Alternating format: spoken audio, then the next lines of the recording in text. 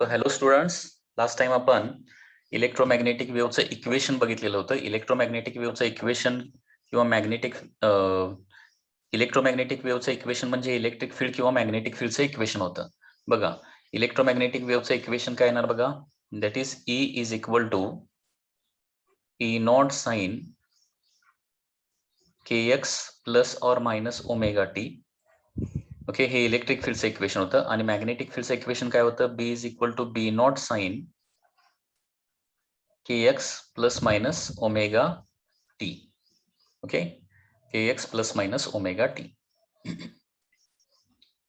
आता याच्याच रिलेटेड काही क्वेश्चन्स आपण थोडेसे बघूया. ओके, याच्याच रिलेटेड काही क्वेश्चन्स आपल्याला बघायचे आहेत.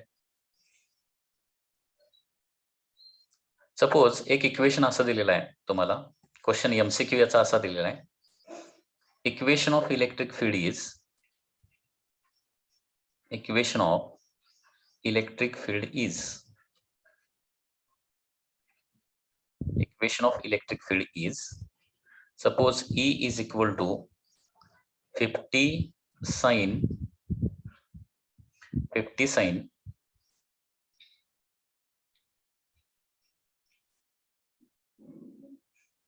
50 sin, okay, 50 sin 200 x, sorry, 200 y minus 500 pi t असं इक्वेशन दिलेलं आहे. आणि इक्वेशन वरून तुम्हाला असं विचारलं की what is the amplitude of electric field and in which direction wave is travelling. Okay, हे दोन इक्वेशन आहेत. What is amplitude of electric field, amplitude of electric field. आणि दुसरा क्वेश्चन काय विचारलेला आहे, what is direction of propagation, direction of propagation. या दोन गोष्टी जर विचारल्या तर या इक्वेशन वरून तुम्हाला या दोन गोष्टी इझिली सांगता आल्या पाहिजेत.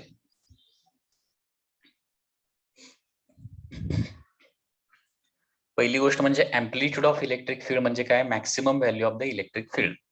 Okay, so maximum value of electric field म्हणजे आता हे जे दिलेलं इक्वेशन आहे ते स्टँडर्ड इक्वेशन बरोबर कम्पेअर केलं तर बघा, E is equal to E आहे, इक्वल टू साइन मध्ये E नॉट. आता साइनच्या अगोदरची जी टर्म असते ती E नॉट असते ना, आणि इथं साइनच्या अगोदर किती आहे, 50 आहे. म्हणजे एम्प्लिट्यूड ऑफ इलेक्ट्रिक फील्ड म्हणजेच काय, लक्षात घ्या, एम्प्लिट्यूड ऑफ इलेक्ट्रिक फील्ड म्हणजेच E नॉट. लक्षात घ्या, एम्प्लिट्यूड ऑफ इलेक्ट्रिक फील्ड म्हणजे काय असणार आहे, E नॉट असणार आहे. आणि हे E नॉट ची व्हॅल्यू किती येते, दॅट इज 50. इलेक्ट्रिक फील्डचं इथं युनिट दिलेलं असणार आहे, that is Newton per coulomb. Okay, Newton per coulomb. या पद्धतीने काय येणार आहे, E नॉट ची व्हॅल्यू येणार आहे. त्याचबरोबर इथं डायरेक्शन विचारलं, direction of propagation, direction of propagation म्हणजे वेव्ह कुठल्या डायरेक्शन प्रपोगेट होणार आहे. ते डायरेक्शन ऑफ प्रपोगेशन जर विचारलं तर डायरेक्शन ऑफ प्रपोगेशन कसं आयडेंटिफाय करायचं म्हणून मी सांगितलंय. तर इथं एक्स आहे, वाय आहे का झेड आहे ते तुम्हाला बघायचं आहे. ओके, तर इक्वेशन मध्ये तुम्हाला काय दिसतंय, इथं वाय दिसतंय ना, वाय दिसतंय. So direction of propagation is the Y axis. Direction of propagation काय येणार आहे, वाय ऍक्सिस येणार आहे. परत याच्यामध्ये परत वाय ऍक्सिस म्हणजे दोन परत डायरेक्शन येतात, पॉझिटिव्ह वाय ऍक्सिस की निगेटिव्ह वाय ऍक्सिस. तर मी हे तुम्हाला सांगितलंय, इथं मध्ये मायनस साइन असलं तर काय करायचं, पॉझिटिव्ह वाय ऍक्सिस घ्यायचं, आणि मध्ये जर प्लस साइन असलं तर निगेटिव्ह वाय ऍक्सिस घ्यायचं. तर इथं मायनस साइन आहे, याचा मिनिंग काय होणार आहे, it is positive Y axis किंवा पॉझिटिव्ह वाय ऍक्सिस ही काय असणार आहे, direction of propagation of wave असणार आहे.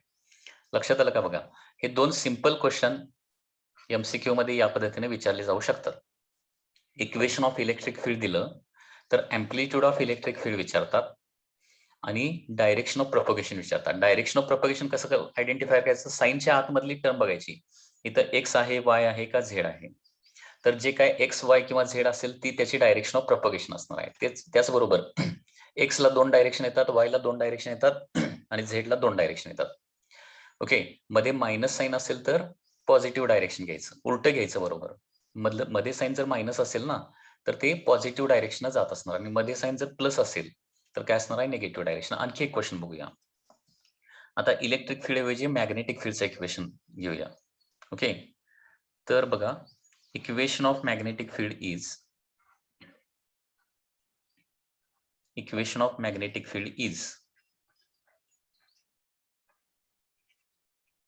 equation of magnetic field is suppose B is equal to 3 into 10 raised to minus 6 sine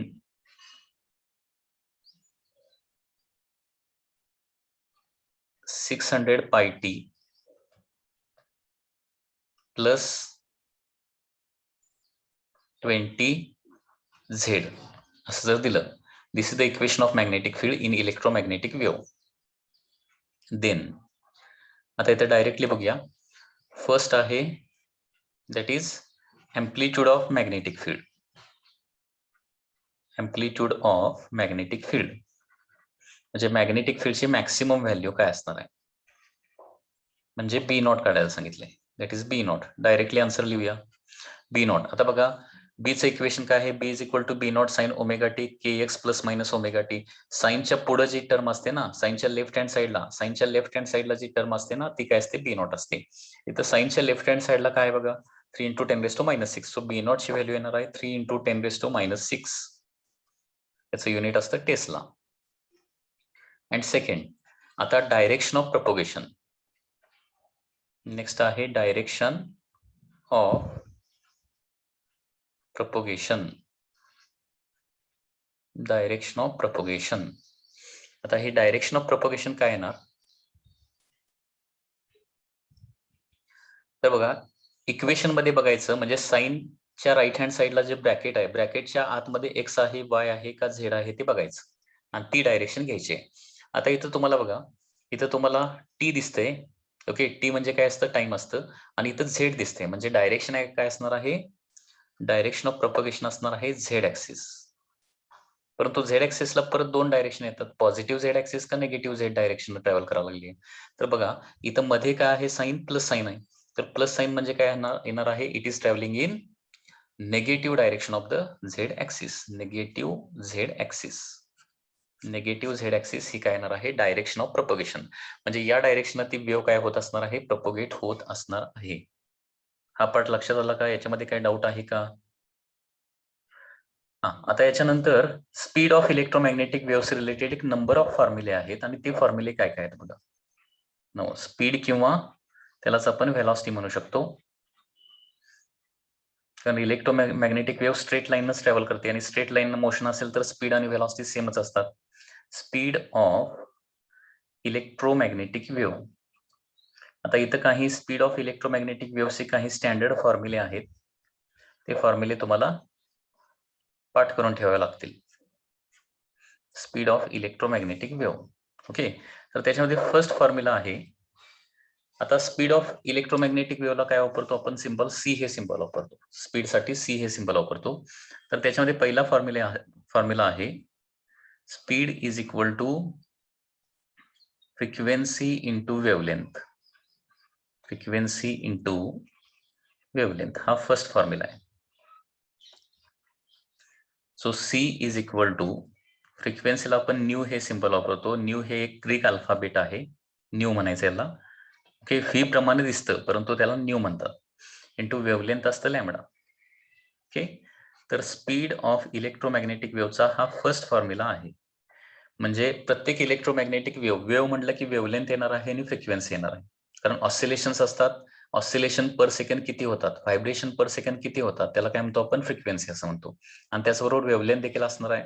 तर फ्रिक्वेन्सी इंटू वेव्हलेंथ म्हणजे काय येणार आहे, स्पीड येणार आहे. म्हणजे एखाद्या इलेक्ट्रोमॅग्नेटिक वेव्हची फ्रिक्वेन्सी दिलेली असेल आणि वेव्हलेंथ दिलेली असेल तर फ्रिक्वेन्सी इंटू वेव्हलेंथ केलं की तुम्हाला काय मिळतं, स्पीड ऑफ इलेक्ट्रोमॅग्नेटिक वेव्ह मिळतं. So this is the first formula. Second formula, speed of electromagnetic wave is equal to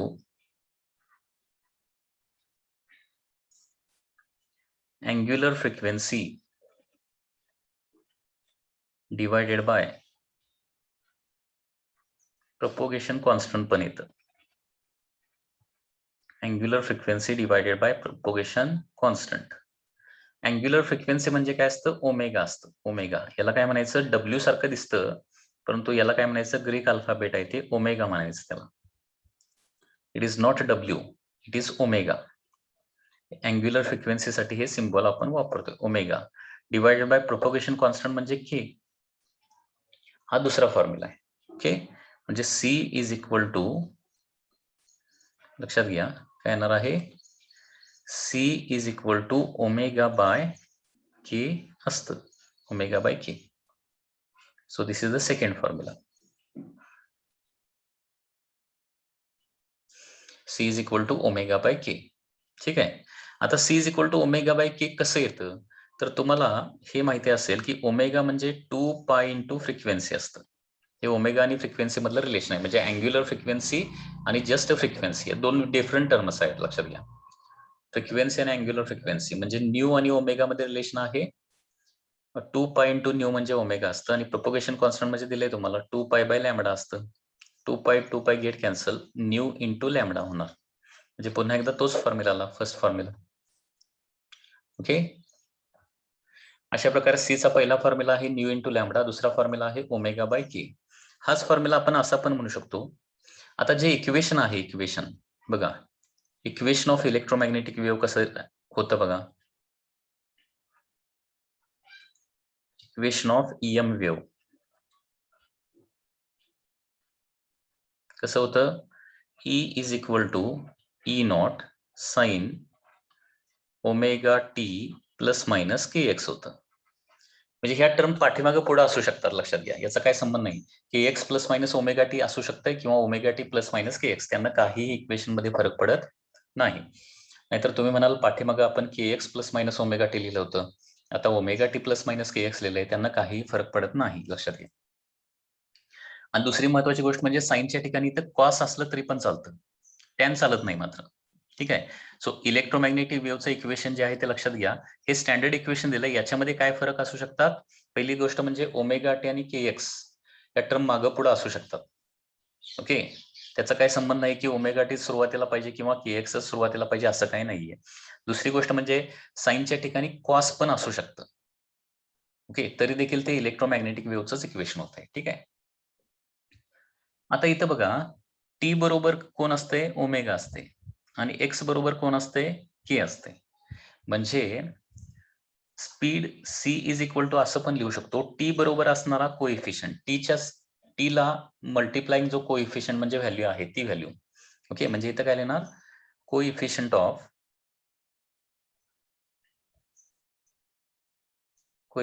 of T म्हणजे ओमेगा ना, divided by coefficient of x Y Z जे काय असेल ते, एक्स और वाय और Z. Okay, म्हणजे इलेक्ट्रोमॅग्नेटिक वेव्हचं इक्वेशन जर दिलं तर velocity speed of electromagnetic wave कसं काढायचं? तर टी बरोबर असणारी व्हॅल्यू डिवायडेड बाय एक्स बरोबर असणारी व्हॅल्यू करायचं, म्हणजे तुम्हाला लक्षात येईल. त्याचं एक एक्झाम्पल बघूया म्हणजे तुम्हाला लक्षात येईल आणखी.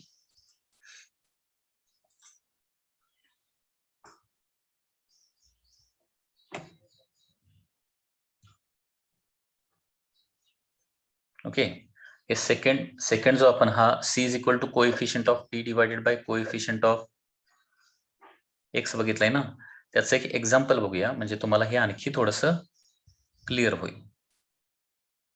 ओके, बघा,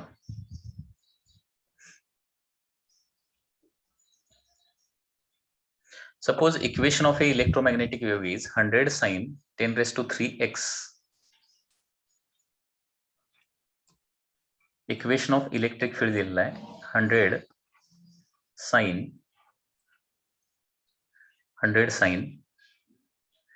का आहे 10 raised to 3x,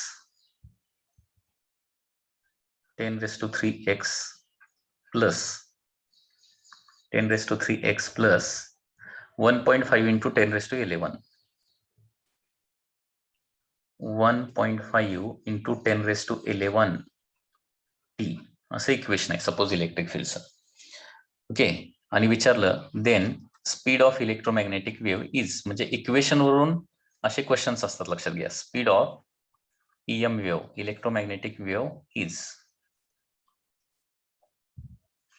ओके, तर इथं सोल्युशन कसं येणार बघा. स्पीड C बरोबर काय असतं, कोएफिशियंट ऑफ टी, म्हणजे टीच्या शेजारी असणारी व्हॅल्यू ती किती आहे, 1.5 into 10⁻11 divided by coefficient of x, म्हणजे एक्स बरोबर असणारी व्हॅल्यू. एक्स बरोबर असणारी व्हॅल्यू किती आहे, 10⁻3 आहे ना, म्हणजे 1.5 इंटू 10⁻11 डिवायडेड बाय 10⁻3 म्हणजे किती येणार आहे, 1.5 इंटू 10 किती होणार, 10⁻11 डिवायडेड बाय 10⁻3 म्हणजे 10 किती येणार आहे, 8 येणार आहे. आणि स्पीडचं युनिट काय असतं, मीटर पर सेकंड. लक्षात आलं का. तर या पद्धतीने इक्वेशन वरून आपण काय करू शकतो, एखाद्या इलेक्ट्रोमॅग्नेटिक वेव्हचं स्पीड काढू शकतो. तर त्याच्यासाठी काय करायचं आहे, टी बरोबर असणारी व्हॅल्यू डिवायडेड बाय एक्स बरोबर असणारी व्हॅल्यू, एवढंच करायचं आहे तुम्हाला. टी बरोबर असणारी व्हॅल्यू डिवायडेड बाय एक्स बरोबर असणारी व्हॅल्यू. बघा, म्हणजे इलेक्ट्रोमॅग्नेटिक वेव्हचं स्पीड किंवा व्हेलॉसिटीचे नंबर ऑफ फॉर्म्युले आहेत. पहिला फॉर्म्युला फ्रिक्वेन्सी इंटू वेव्हलेंथ, म्हणजे क्वेश्चन मध्ये फ्रिक्वेन्सी दिलेला असेल, वेव्हलेंथ दिलेला असेल, दोघांचं मल्टिप्लिकेशन करायचं, तुम्हाला स्पीड मिळणार आहे. किंवा दुसरी गोष्ट म्हणजे काय येणार आहे, ओमेगा बाय के, म्हणजे angular frequency divided by propagation constant, omega by K. आणि ओमेगा कोणाबरोबर असतं, टी बरोबर असतं. के कोणाबरोबर असतं, एक्स बरोबर असतं. त्याच्यामुळे coefficient of T divided bye coefficient of x, तिथे एक्स असेल किंवा वाय असेल किंवा झेड असेल, म्हणजे कोएफिशियंट ऑफ एक्स किंवा वाय किंवा झेड हे डिनॉमिनेटरला घ्यायचं आहे. आणि या पद्धतीने तुम्ही स्पीड कॅल्क्युलेट करायचं आहे. ओके, त्याच्यानंतर third formula of the electromagnetic wave. So number of फॉर्म्युले या पद्धतीने आहेत. हे सगळे फॉर्म्युले तुम्हाला लक्षात राहिले पाहिजेत, पाठ झाले पाहिजेत. थर्ड फॉर्म्युला आहे, that is C is equal to, that is speed is equal to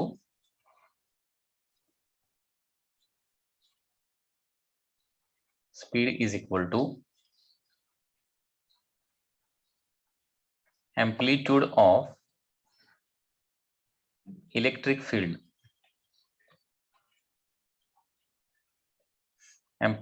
electric field, divided by amplitude of magnetic field. amplitude म्हणजे मॅक्सिमम व्हॅल्यू, हे लक्षात ठेवा. मॅक्सिमम व्हॅल्यू म्हणजेच speed C is equal to काय येणार आहे, E0 divided by B0. हा third formula आहे इलेक्ट्रोमॅग्नेटिक वेव्हच्या व्हेलॉसिटीचा. म्हणजे तुम्हाला एक समजा ईचं पण इक्वेशन दिलं आणि बीचं पण इक्वेशन दिलं, तर त्याच्यामध्ये E0 डिवायडेड बाय B0, ईच्या इक्वेशन वरून आपल्याला E0 व्हॅल्यू मिळते. म्हणजे फॉर एक्झाम्पल हे जे इक्वेशन आहे, इज इक्वल टू 100 साइन, तर साइनच्या लेफ्ट हँड साइडला जी टर्म असते ना, ती मॅक्सिमम व्हॅल्यू असते. तर E0 ची व्हॅल्यू दिली आणि B0 ची व्हॅल्यू दिली आणि व्हेलॉसिटी काढायला सांगितलं, तर काय होणार आहे, E0 ची व्हॅल्यू डिवायडेड बाय B0 ची व्हॅल्यू म्हणजे काय येणार आहे, स्पीड ऑफ इलेक्ट्रोमॅग्नेटिक वेव्ह येणार आहे. ओके, लक्षात येतोय का बघा हा formula, that is C is equal to E0 by B0. आणि हे वेक्टर फॉर्म मध्ये कसं लिहायचं देखील हे तुम्हाला सांगितलेलं आहे. म्हणजे C कॅप म्हणजे व्हेलॉसिटीची direction is equal to electric फील्डची डायरेक्शन क्रॉस मॅग्नेटिक फील्डची direction. E bar cross B bar केलं, या sorry E cap cross B cap केलं की आपल्याला त्या वेव्हची डायरेक्शन मिळते. So this is the third formula. त्याच्यानंतर आणखी एक formula, fourth formula,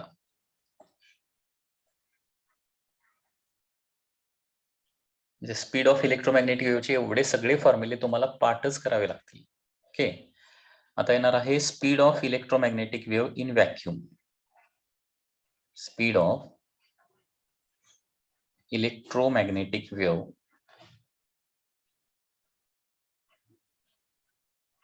in vacuum, म्हणजे पर्टिक्युलरली फॉर व्हॅक्यूम हा फॉर्म्युला आहे. Speed of electromagnetic wave in vacuum, त्याला C0 असं म्हणूया. C0 म्हणजे काय, व्हॅक्यूम मध्ये असणारं स्पीड. तर याचा फॉर्म्युला आहे 1/√μ0 ε0. आता μ0 आणि ε0 म्हणजे काय हे अगोदर देखील मी तुम्हाला सांगितलेलं आहे. पुन्हा एकदा लिहितो इथं, म्यू नॉट म्हणजे असतं permeability of vacuum, permeability of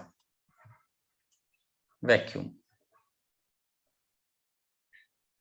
आणि इप्सिलॉन नॉट म्हणजे काय असतं, परमिटिव्हिटी ऑफ व्हॅक्यूम. लक्षात येत आहे? म्हणजे स्पीड ऑफ इलेक्ट्रोमॅग्नेटिक वेव्ह जे आहे ते 1/√μ0 इप्सिलॉन नॉट असते. हे कुठलं आहे? व्हॅक्यूम मधलं स्पीड आहे, लक्षात घ्या. आणि ह्या व्हॅल्यू ज्या आहेत ना त्या कॉन्स्टंट आहेत. μ0 आणि इप्सिलॉन नॉट कॉन्स्टंट आहेत. याच्या व्हॅल्यू कशा असतात बघा. या व्हॅल्यू डायरेक्टली इथं ठेवतो मी. μ0 ची व्हॅल्यू असते 4π × 10⁻⁻⁷. ही कोणाची व्हॅल्यू झाली? μ0 ची व्हॅल्यू झाली. ओके, ही व्हॅल्यू किती आहे बघा. व्हॅल्यू पण पाठ पाहिजेत. 4π × 10⁻⁻⁷. आणि इप्सिलॉन नॉट जे आहे याची व्हॅल्यू असते 8.85 × 10⁻12. परमिटिव्हिटीची value, permeability into permittivity, 8.85 × 10⁻12. Okay. आणि हे कॅल्क्युलेशन केलं तर speed of electromagnetic wave in vacuum येतं 3 × 10⁸ मीटर/सेकंड. म्हणजे लक्षात घ्या, इलेक्ट्रोमॅग्नेटिक वेव्हची व्हेलॉसिटी 3 × 10⁸ मीटर/सेकंड हे कुठून आलेले आहे? तर या कॅल्क्युलेशन वरून आलेले आहे. 3 × 10⁸ मीटर/सेकंड. बरोबर ना? म्हणजे इलेक्ट्रोमॅग्नेटिक वेव्ह, कुठलीही इलेक्ट्रोमॅग्नेटिक वेव्ह व्हॅक्यूम मध्ये किती स्पीडने ट्रॅव्हल करते? 3 × 10⁸ मीटर/सेकंड. आणि आता लास्ट फॉर्म्युला इलेक्ट्रोमॅग्नेटिक वेव्हचा, speed of electromagnetic wave, that is speed of electromagnetic wave in medium. तर मीडियम टू मीडियम काय होतं? स्पीड चेंज होतं, माहिती आहे ना? तर मीडियम मधलं स्पीड येणार आहे CM म्हणूया, म्हणजे ट्रान्सपरंट मीडियम मधलं. कारण इलेक्ट्रोमॅग्नेटिक वेव्ह जे आहे ती मीडियम, ट्रान्सपरंट मीडियम मधून ट्रॅव्हल करते. ओके, म्हणजे ग्लास मधलं स्पीड किंवा वॉटर मधलं स्पीड वगैरे वगैरे. तर फॉर्म्युला असतो 1/√,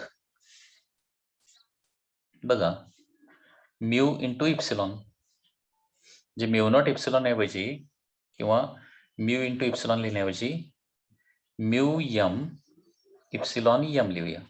म्हणजे permeability of medium into permittivity of medium. जसं व्हॅक्यूमला परमिटिव्हिटी परमिएबिलिटीच्या व्हॅल्यू असतात, तसं प्रत्येक मीडियमला देखील एक सर्टन परमिटिव्हिटी आणि परमिएबिलिटीच्या व्हॅल्यू असतात. ओके, तर velocity in medium is equal to 1/√, permeability of the medium into permittivity of the medium. 1/√, permeability of medium into permittivity of medium. Okay, तर हा फॉर्म्युला आहे velocity of light in vacuum, sorry मीडियमचा, हा व्हॅक्यूमचा आहे.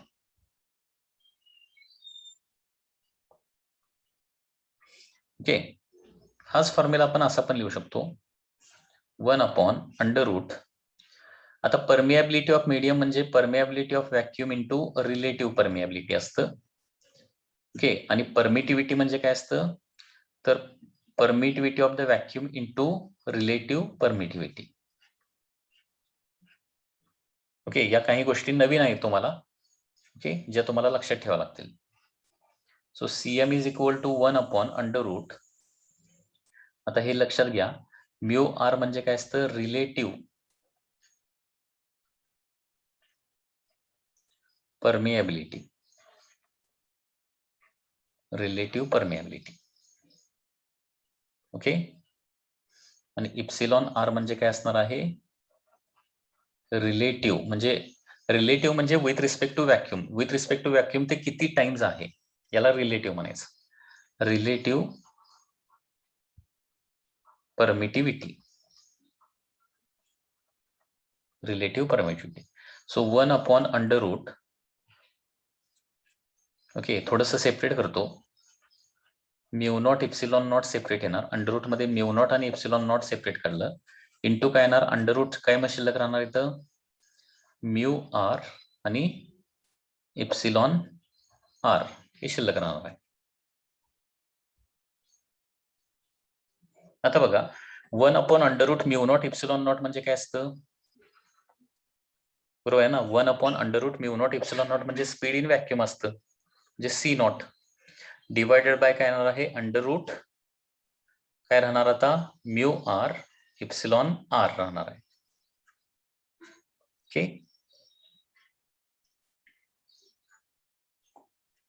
बघा पुन्हा एकदा. So velocity in medium is equal to 1/μ0 ε0 म्हणजे व्हेलॉसिटी इन काय असतं? व्हॅक्यूम असतं. Velocity in vacuum divided by under root काय राहणार?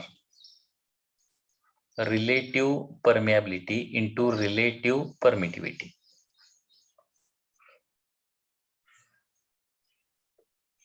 हा देखील एक फॉर्म्युला आहे स्पीड ऑफ लाईट इन मीडियमचा. ओके, तर या पद्धतीने speed of electromagnetic wave in मीडियमचे नंबर ऑफ फॉर्म्युले आहेत.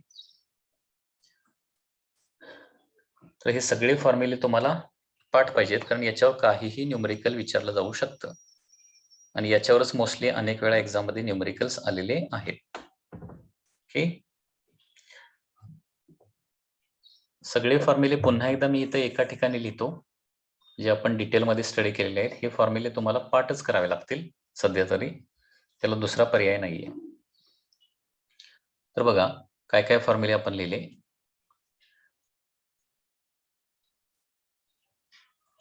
पहिला फॉर्म्युला स्पीडचा फॉर्म्युला आहे, that is frequency into wavelength. दुसरा फॉर्म्युला होता ओमेगा बाय के.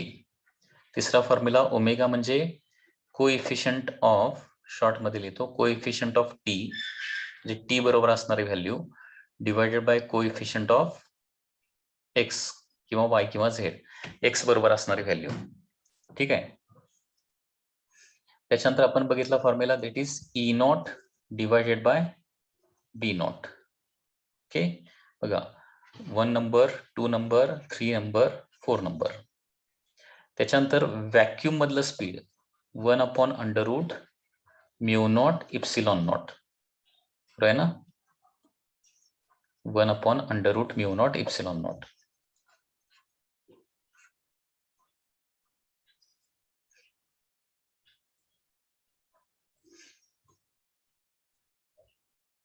√μ0 ε0. आणि स्पीड इन मीडियम चा फॉर्म्युला आहे 1/√μm ε m,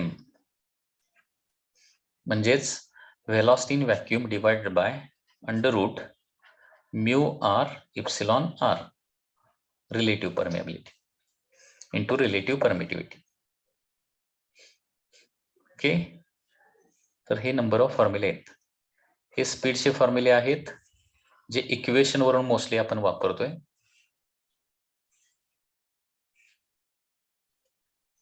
हे व्हॅक्यूमचा स्पेशली फॉर्म्युला आणि हा specially मीडियमचा formula.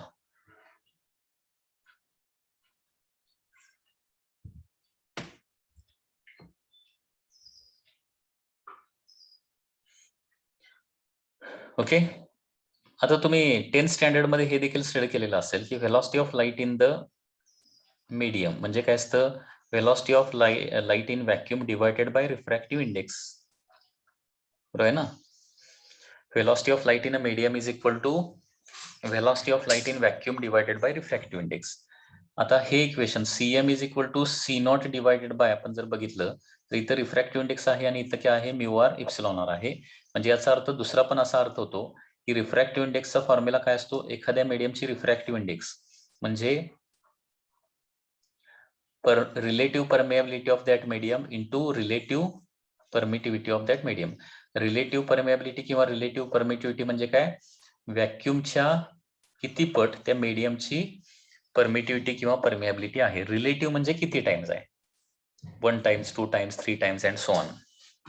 Okay, relative permeability into relative permeability हे कॉन्स्टंट आहेत, लक्षात घ्या, जे मीडियम टू मीडियम काय होतात? चेंज होतात. तर एवढे फॉर्म्युले तुम्हाला हे पाठ करून ठेवावे लागतील, लक्षात ठेवावे लागतील. ओके, सो पहिला पुन्हा एकदा बघा, C is equal to nu lambda, दुसरा C is equal to omega by K, तिसरा C is equal to coefficient of T divided by coefficient of X. त्याच्यानंतर C is equal to E not by B not. त्याच्यानंतर C नॉटचा special value formula म्हणजे vacuum मधलं speed 1 upon under root mu not epsilon not. Medium मधलं 1 upon under root mu M epsilon M. लक्षात येतं ना, याला काय म्हणायचं, म्यू असं म्हणायचं, हे ग्रीक अल्फाबेट आहे. आणि याला काय म्हणायचं, इप्सिलॉन असं म्हणायचं, हे देखील ग्रीक अल्फाबेट आहे, mu and epsilon. Okay, so velocity in a medium is equal to 1 upon under root permeability of medium into permittivity of the medium, किंवा C naught is equal to काय येतं, under root relative permeability into relative permittivity of that medium. ओके, किंवा ray optics मध्ये हे तुम्हाला study केलेलं असेल, रे ऑप्टिक्स मध्ये लाईट टॉपिक मध्ये, की व्हेलॉसिटी इन मीडियम बरोबर काय असतं, velocity in vacuum divided by refractive index. आणि त्याच्यामुळे रिफ्रॅक्टिव्ह इंडेक्स ऑफ मीडियमचा फॉर्म्युला काय येतो, एखाद्या मीडियमची रिफ्रॅक्टिव्ह इंडेक्स बरोबर under root relative permeability into relative permittivity. Okay, आता याच्यानंतर या फॉर्म्युल्याशी रिलेटेड नंबर ऑफ क्वेश्चन जे खूप इझी आहेत. जर हे तुम्हाला फॉर्म्युले पाठ असतील तरच ते न्यूमेरिकल इझिली सॉल्व्ह होणार आहेत. तर हे फॉर्म्युले काय करायचे आहेत, अगोदर तुम्हाला पाठ करायचे आहेत.